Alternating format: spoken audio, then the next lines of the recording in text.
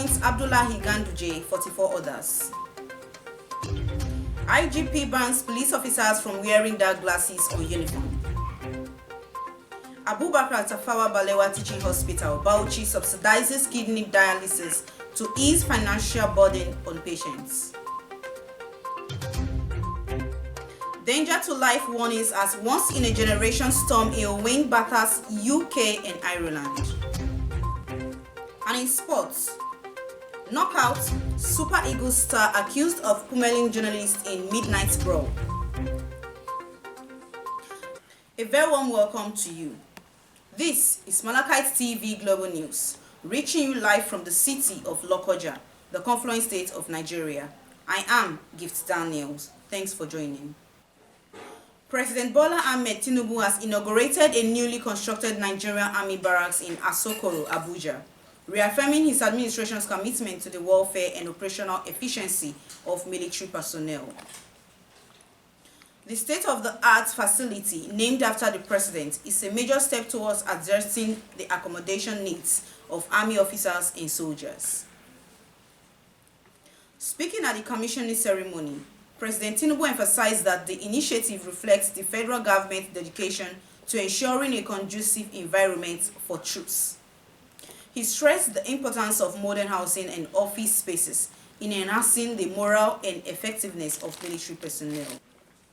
President Bola Ahmed Tinubu has appointed National Chairman of the All Progressives Congress, APC, Abdullahi Ganduje, as Chairman of the Federal Airports Authority of Nigeria, FAAN. This was disclosed in a statement released on Friday by Bayo Onanuga, the President's Special Advisor on Information and Strategy. In addition to Ganduje's appointment, the President named chairpersons for 41 federal organizations alongside new leadership roles, including a Managing Director for the Nigerian Railway Corporation and Director General for the National Board for Technology Incubation, NBTI. President Tinubu disclosed that board chairpersons are non-executive roles and urged appointees to avoid interfering in the management of the respective organizations. A non-governmental organization, Global Green Pillar Initiative, GGPI, has begun the distribution of over 10,000 notebooks across the 21 local government area of Kogi State. It was gathered that it will be a one-week program to celebrate the achievements of Kogi State Governor Ahmed Usman Ododo in his first 1 year in office.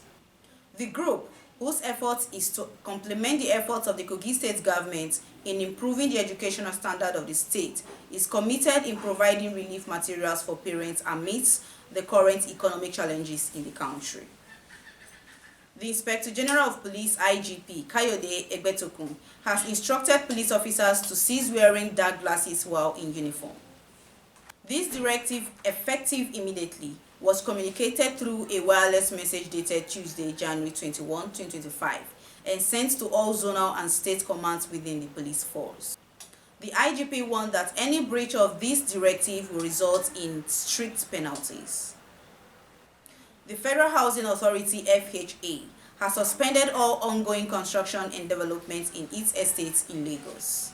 A specific public announcement released and signed by the management on Thursday directed that all forms of construction works within the FHA estates located in Festac Town, Ipaja, Abeson, Isheri, Olofin, and others is put to a halt forthwith. Therefore, all developers are expected to report to the FHA Southwest Zonal Office in Festac, Lagos, with relevant documents. The document includes letters of allocation, approved building plans, payment receipts, all documents to prove ownership, including evidence of change of ownership, such as consent letters. Defaulters of this directive are given 3 months with effect from January 23rd to regularize all property documents and obtain all requisite approvals. Former Governor of Niger State, Dr. Muazu Babangida Aliyu, has raised alarm over the dire state of education in northern Nigeria, revealing that no state in the region has a workforce of 50% qualified teachers. Speaking at a recent education summit, Dr. Aliyu described the situation as a time bomb, warning that it threatens the region's development and competitiveness. He urged northern governors to prioritize teacher training and recruitment, emphasizing that the future of millions of children hangs in the balance. Without qualified educators, they are building a house on sinking sand. he cautioned them. This revelation reignites concerns about the widening educational gap in the North, calling for urgent action to reform and revitalize the region's education system. Patients with kidney dialysis problems have now cause to smile. This is just as the Tafawa Balewa Teaching Hospital has come out with a subsidized fees paid by patients for dialysis, which is an effort to reduce the financial burden faced by patients. This gesture has come as part of the federal government's Renewed Hope agenda. A statement signed by the head of public relations unit of the teaching hospital, Usman Abdullahi says, formerly, a patient pays the sum of 40,000 naira but has now been reduced to an affordable fee of 12,000 naira per session. The Chief Medical Director of the Tafawa Balewa University Teaching Hospital, Bauchi, Professor Yusuf Barracks, who has taken a bold step to address the financial challenges faced by patients, says as at present, over 45,000 patients have benefited from the subsidized services that required kidney dialysis. Professor Yusuf Barracks revealed that the Federal Ministry of Health and Social Welfare had not only ensured the availability of consumables in large quantities, but also provided a new dialysis machine to support the hospital's efforts. Let's take a quick break. We will be right back. Please stay with us. Every voice matters. Every opinion counts. Never think it's too late to share your opinion. Join the conversation now. Share your thoughts and views for a better society. The opinion where voices meet. Don't miss the debate, don't miss the argument, and don't miss the issue. Share your voice, make it heard. Opinion improvement is but knowledge in the making. Remember, it is not the best that we should all think alike. It is a difference of opinion that makes horse races. The opinion every Tuesday on MLC TV promises to be more engaging and educating. Be our guest and let us dig it out together. Don't miss it. Welcome back. Thanks, you are still with us. Now on crime. In a major crackdown on drug trafficking, over 250 containers loaded with Tramadol and other illicit narcotics have been uncovered at Nigerian ports. The discovery comes as National Security Advisor Ribadu intensifies efforts to combat the drug menace sweeping the nation. To spearhead this mission, an interagency task force has been formed, drawing expertise from the Office of the National Security Advisor, ONSA, Nigerian Customs Service, NDLEA, NAFDAC, and the Nigerian Army. The task force has been mandated to trace the origins of the narcotics, confiscate them, and oversee their complete destruction.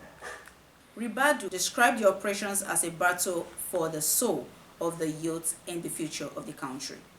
He reiterated the government's commitment to eradicating drug cartels and ensuring Nigeria becomes a hostile environment for traffickers.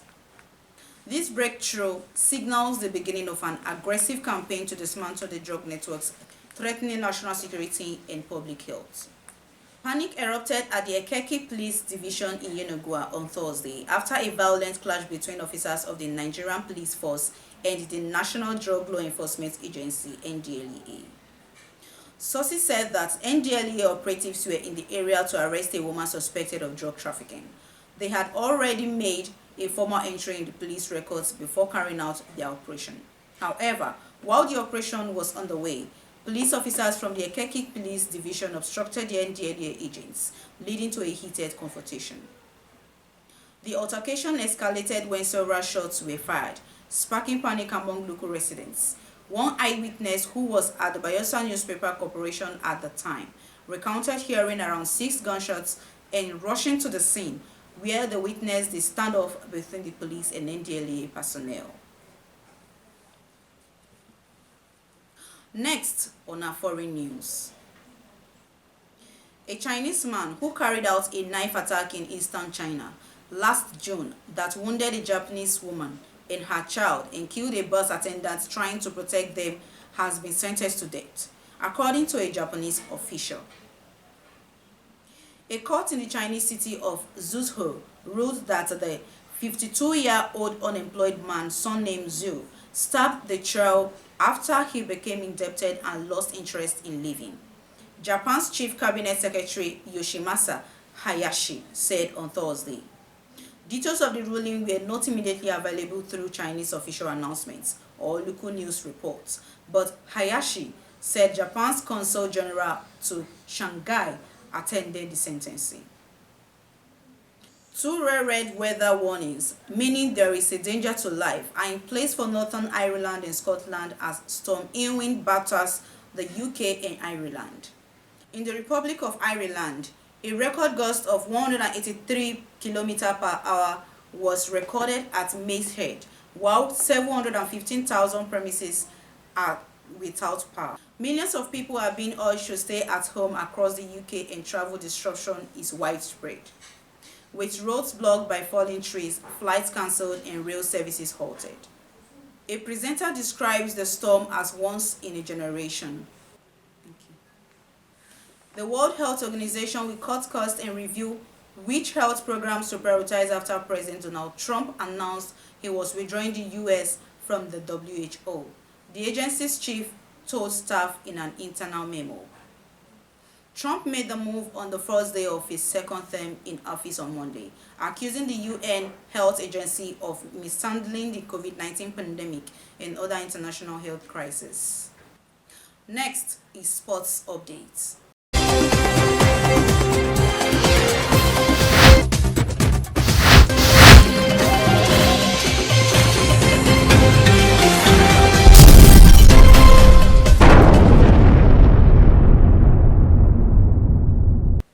A heartwarming video has taken the internet by storm, showing Cameroonian football legend and president of the Cameroonian Football Federation, Samuel Eto'o, reuniting with a former teammate who now works as a security guard. The touching encounter reportedly happened after an EcoBank Group seminar in Douala, Cameroon, as shared by the news platform EDHub on X.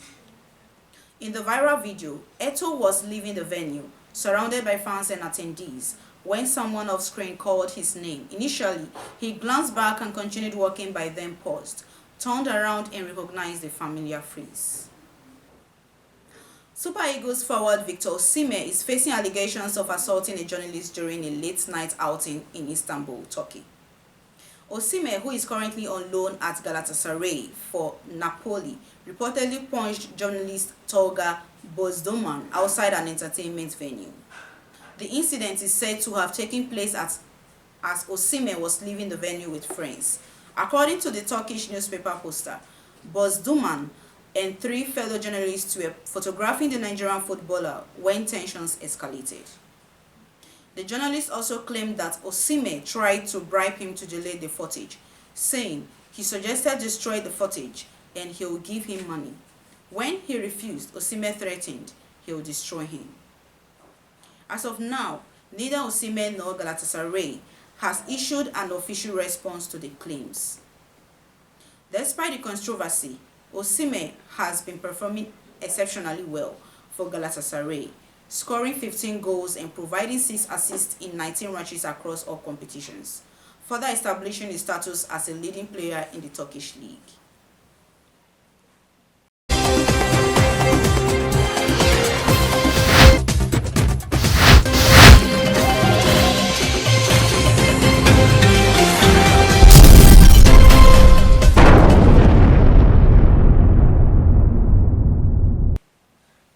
And from our entertainment desk.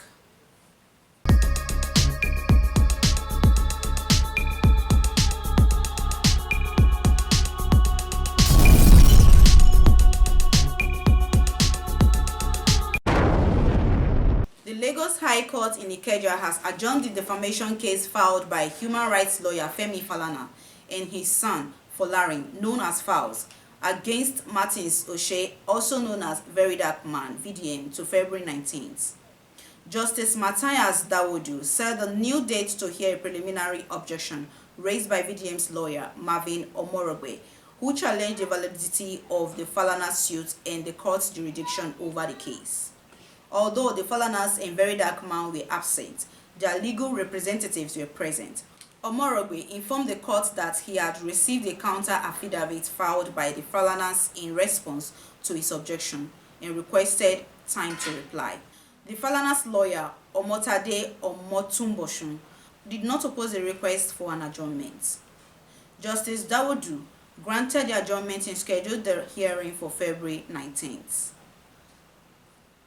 Recently, Nigerian singer Habib Okikiola, better known as Portable, got into a heated exchange with popular Nollywood actor Odunlade Adekola over a video shared on social media. The drama started when Odunlade posted a video of himself hugging Portable's baby mama, Ashabi Simple, at an event and captioned it, "Please, for God's sake, hope you have taken permission from Portable before hugging him. Please go and confirm." The comment didn't sit well with Portable, who reacted angrily on social media. He went on to express frustration over being labeled as problematic. In response, Odunlade addressed Portable calmly, and Portable later softened his tone, replying he respects Odunlade, and the exchange ended on a more peaceful note, with both men expressing mutual respect.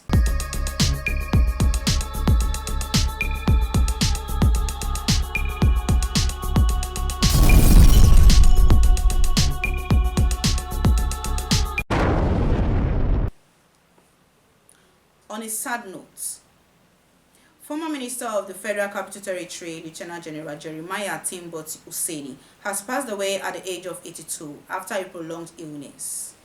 According to Governor Caleb Mutfwang of Plateau State, General Hussaini's demise is a tremendous loss not only to his immediate family, but also to the Nigerian Armed Forces, Plateau State, and the entire nation. Meanwhile, President Bola Tinubu expressed his condolences to the government and people of Plateau State over the passing of former Minister of the Federal Capital Territory, Lieutenant General Jeremiah Hussaini. Through a statement issued by his Special Advisor on Information and Strategy, Bayo Onanuga, Tinubu praised Hussaini's distinguished military career and his contributions to Nigeria's political landscape. He describes the late elder statesman as a courageous leader who inspired younger officers to prioritize national interest over personal gains. President Tinubu acknowledged Hussaini's service as former governor of Old Bentel State, Minister of Transport and Quartermaster General of the Nigerian Army. He also had Hussaini's political roles as Deputy National Chairman of the All Nigerian People's Party, a senator representing Plateau South. And this is where we wrap it up on today's news. For more information on contributions and advert placements, please call the numbers displayed on your screen. Join us daily to watch our news and other exciting programs that will brighten your day. You can also subscribe to all our social media handles to watch our previous and subsequent programs.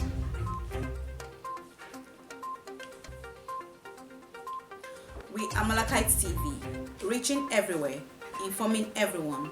Please be your brothers and sisters keeper to build a happier and better society together. Thank you for watching. I am Daniel. Have a beautiful weekend.